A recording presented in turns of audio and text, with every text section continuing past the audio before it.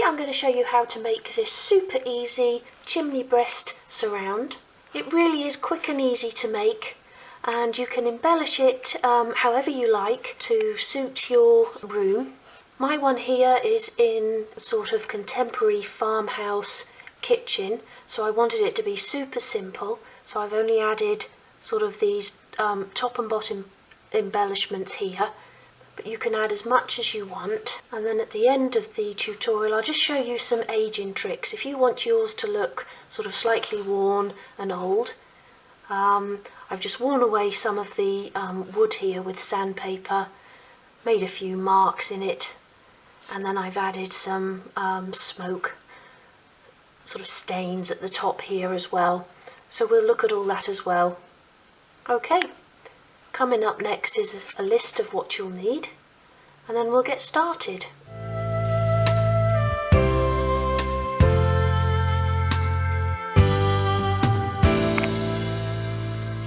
Okay, so to get the measurements for your chimney breast surround, the first thing you want to think about is how wide you want your side pieces to be, and they'll be the bits that go up here and up that side as well. If you're putting it onto a flat wall, you can do it whatever size you like, but probably don't go any more than a sort of about an inch wide or 25mm wide. Mine will go up here, and I don't want them to cover the whole sort of side. So the side is 30mm, so I'll do them about 22, so that I've got a nice border around the side. And that's about 7/8 of an inch. And then you need to think about the height. So I've put my agger in place here. Now I don't want it to go, there's the opening there where my paper curls inwards. I don't want it to go right up to there because I want to hide this piece in here, so where you can see the paper finishes. And I don't want to be able to see up here if sort of somebody's bending down to look into the kitchen. So I want it to come down to probably about there, so below the ruler there. So if I measure up there, so that's about 130mm, and then have a think about how high up you want it. So I probably want to go to about here, where my finger is. You may not be able to see that on camera. So if so that's 150, so that'll be about 165mm. So 165 by 22 will be the measurement of my side pieces. And then you need to measure the actual opening of the chimney breast, and this is 100mm or 4 inches across there, and that will be the size of the piece across the middle. So the basic shape is really easy, 2 legs and a piece across the middle there, and then we'll add embellishments. Okay, let's go and get started. Okay, so for my chimney breast surround I'm using 2.5mm thick beche wood, and that's 3/32 of an inch. And I've begun here by cutting the 2 side pieces, so the overall height we spoke about and the width that you want each one. And then this piece here, which was the width of the opening, and then obviously to go to the height, and then however much you want it to overlap the opening.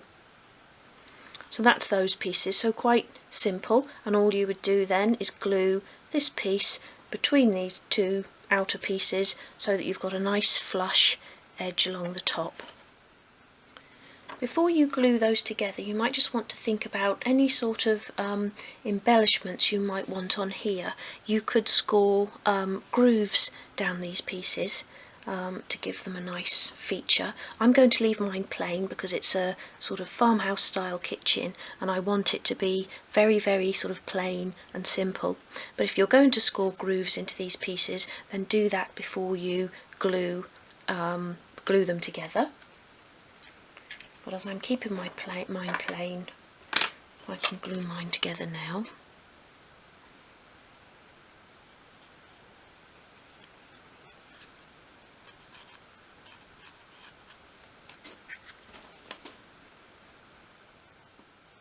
You can bring in your spare strip to just check that it's all flush at the top there.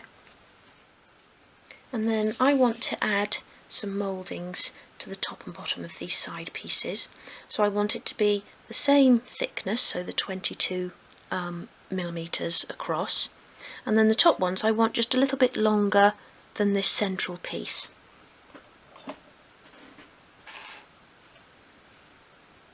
So my central piece is 35 millimeters, so I think I'll do them 40 millimeters long by 22 across. Leave that piece to dry for a moment. Okay, so they'll sit there like that, but I don't just want them to be square, so I'm going to bevel one edge of each piece, and to do that I just place it at a 45-degree angle on a sheet of sandpaper on my worktop, and then just sweep it towards me. Make sure you've got a nice even bevel all the way across, and then you can just finish that off with a smaller sheet of sandpaper like that, and I'll do the same with the other one.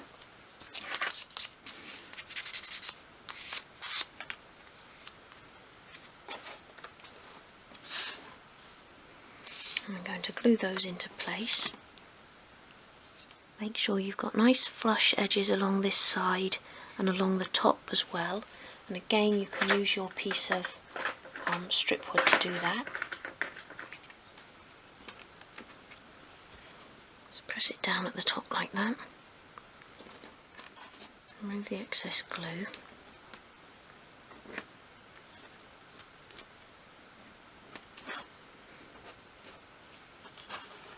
Do the other side as well.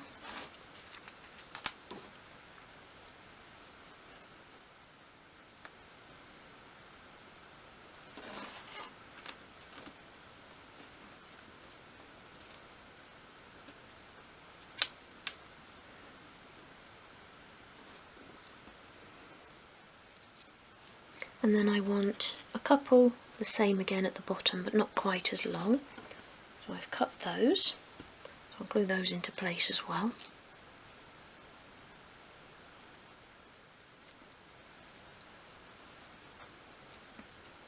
Again, I've got my piece of strip wood just to make sure that that's flush along the bottom and side as well.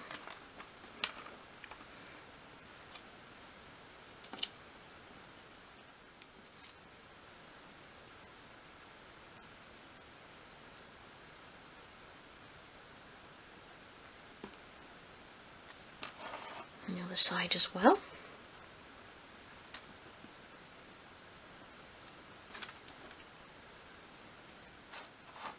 And then to hold all that together, I'm going to use clothes pegs. Just want to put one at each top of each of those legs like that. And that's important, as the glue dries, the wood will try to curl upwards. Put in there as well, if it'll fit.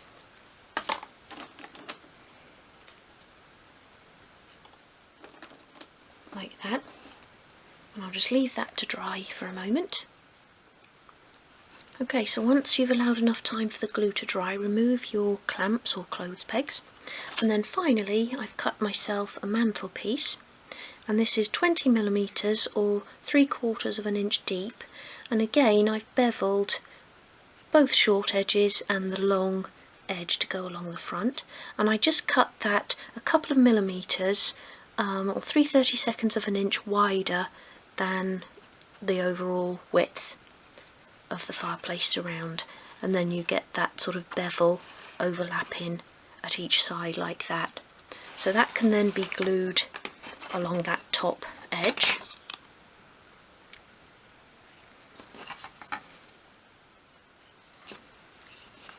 So lay that flat on your work surface and press it down, and then push the mantelpiece against it. And again, you can bring in that long strip, sort of press press that down at the top.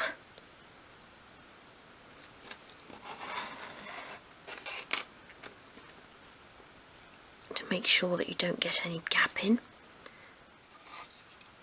So there's my completed chimney breast surround. I'm going to paint it now. But you can make yours as simple or as elaborate as you like. Like I said, you could put grooves into these sort of leg parts. You could add more embellishments along here as well. I've done it where I've sort of made squares like this and beveled each edge and then had those going along the legs. You could even add a shelf along this part. Some surrounds have that, and then you can put some display plates on the shelf there. You could maybe cut diamond shapes or circles. You know, you can do anything you like with them once you know the sort of basic design. Okay, so I'm going to paint this now, and to make that easier I've just put some pieces of masking tape sticky side up onto a piece of card, and I can then lay that on there and paint. And when you're painting or varnishing or however you're going to finish yours, make sure you get along these sides as well, because they will all be visible once the piece is in place.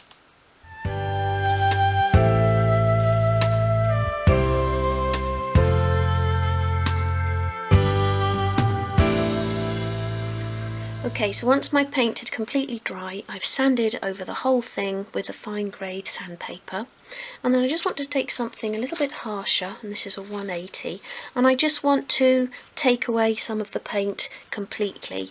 And that's just because this is meant to be a sort of old farmhouse kitchen, and I don't want anything to look too new or clean. So I just want to take away some of the paint at some of the sort of sides, especially sort of along these little sort of kickboards where people would have been standing and knocking into.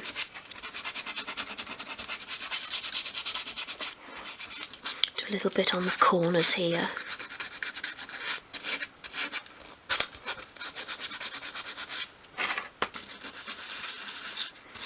And this is one of those things that is quite enjoyable to do, but you don't want to go too mad, as you'll end up just making it look a mess and a bit too worn. So just think about where sort of wear and tear might occur, and then maybe where people have been reaching up onto the mantelpiece year after year. Have a bit of wear along there.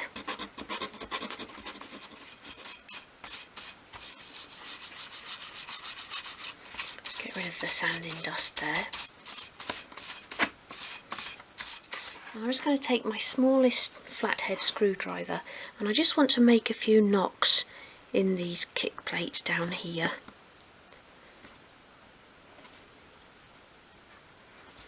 And again, I don't want to go too mad. I'm just sort of chipping some little grooves into them just along the bottom there.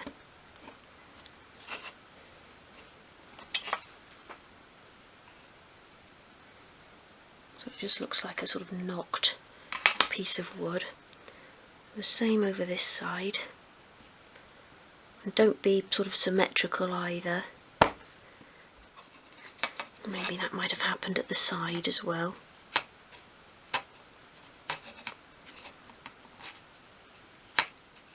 And then maybe we'll do that at the side of the mantelpiece as well. A few little knocks up there. People have been reaching up to get their post or jugs or whatever I put up there, like that. And you have to be quite brave when you've just made something to sort of start almost defacing it a bit.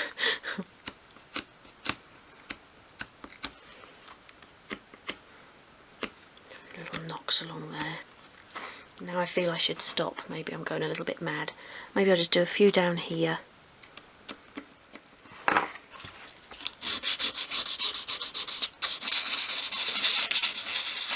Wear a little bit of that away as well with the screwdriver, like that. Get my brush again, and then one final sort of aging trick I want to do on here. A piece of paper here and some chalk pastels and some cotton wool pads, and I just want to find a sort of smoky colour, so I don't want jet black. I'm going to try this lovely sort of grey. Put a bit on there, and then this I think is it's not the jet black because that one's there, so it's sort of one down from the black. Maybe it's an even darker grey, or sort of browny grey. That's a nice colour. Like that. Get into a bit of a mess with these. Oops, pop that one back in. It's a really lovely set, this. I actually use this a lot when I'm working with polymer clay as well, to actually colour the clay. That gives a nice subtle colour. But we'll get on to that in a later tutorial. And then I want to sort of mix it up with the pad, and I really want to get rid of most of it. And then so I'm just dotting it off there on the piece of paper, and then I'm actually just going to find a piece of scrap wood, and I'm going to try it on there. And as you can see, that's actually quite strong still. So I'll dot a bit more off. I'll turn the cloth inside out and then just pick up a little bit of that excess. And then where I actually want to put this is just again on this top of the chimney breast opening. Ooh. Oh, that's actually going on quite nice. I thought that was going to be a bit heavy. I just want that to go up there to look like sort of when the door of the Aga opens, maybe a puff of smoke comes out and it's discoloured the wood over the years. So I'm sort of dotting that on. I thought it'd go on quite heavy, but maybe because there's paint on the wood, it's not going on as heavy as it did on the plain wood.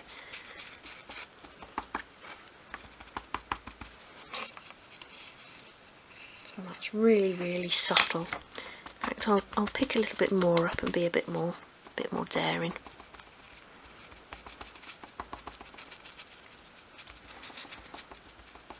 Maybe like that.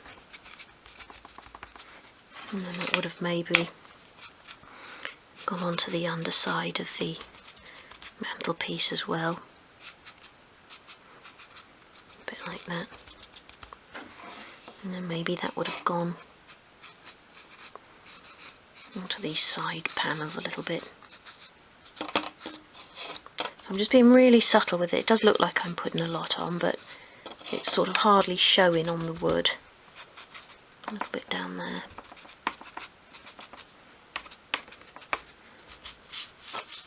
And this is why it's so difficult, because once you start, it's so much fun, you can't sort of stop. Okay, so I feel now I'm doing too much, so I'm going to stop and just sort of blow off the excess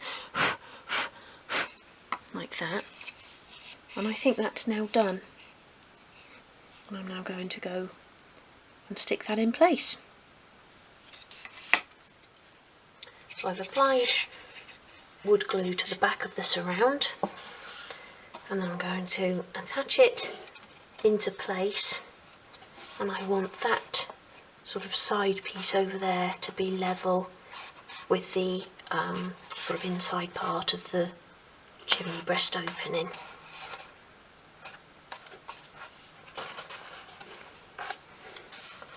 Pressing it into place. I've got my other hand on the outside of the doll's house, so I'm sort of pushing them together.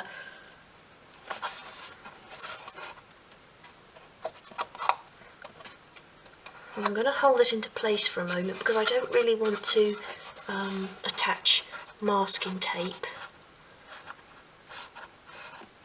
onto the brick paper, just in case it sort of pulls any of it off. So I'll just sort of keep pressing it into place until the glue begins to take.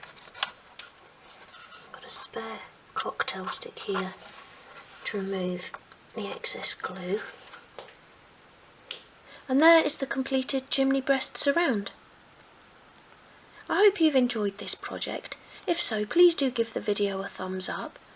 If you haven't already subscribed to the channel, please do so, as there's lots more projects to come. And for now, thank you for watching, and I hope to see you again soon.